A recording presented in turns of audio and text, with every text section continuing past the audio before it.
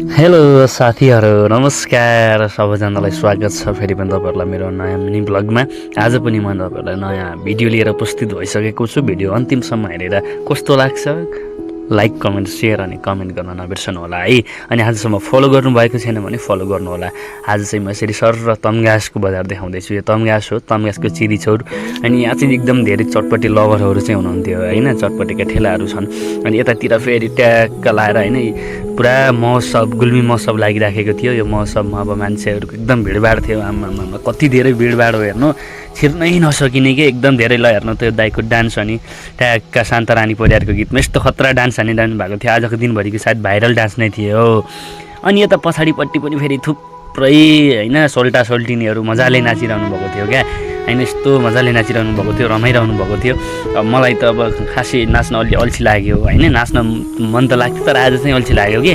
अनि त्यही भएर ट्याक्क यसो गरेर हल्का घुमेर भिडियो चाहिँ खिचेँ होइन। अनि भिडियो खिच्दै गर्दा कतिपय त अनि यस्तो लजाउनु भएको थियो आमामा है, पुरा भिडियो खिचिरहेछ भनेर त क्यामेरातिर हेर्नु भएको थिएन। कतिपयले फेरि यसो क्यामेरातिर पोज पनि दिँदै हुनुहुन्थ्यो। यसरी सबजना अनि उफ्रिँदै घुम्दै नाच्दै होइन शान्तारानी परियारको गीतमा ताना ताना हानाहान ढले ढले भन्दै अब के हो के भन्दै नाचिरहनु भएको थियो।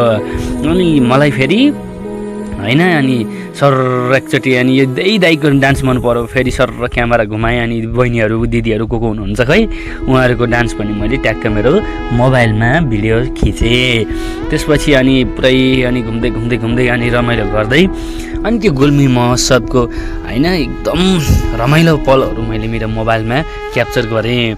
अब फेरि अब त ढिला हुन्छ होला जस्तो लाग्यो, अब निस्किनु पर्छ कि जस्तो लाग्यो र नाच्दै छोडेर अब घर जानुपर्ने थियो नि त। अब घर त निस्किनु पऱ्यो, रात पर्ला जस्तो पनि भयो। शान्तारानी परियारले गीत गाएर भ्याउनु भयो।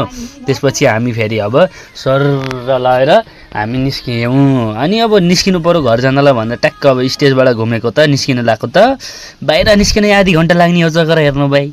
घुमेछ कति बेला आउला भनेछ घुमेछ, कति बेला आउला भनेछ घुमेछ। घुम्दा स्टेजबाट बाहिर निस्किनलाई त 1 घन्टा लाग्ने।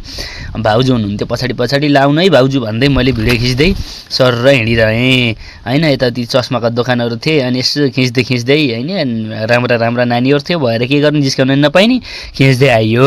र आजको भिडियो यहीँ सकियो।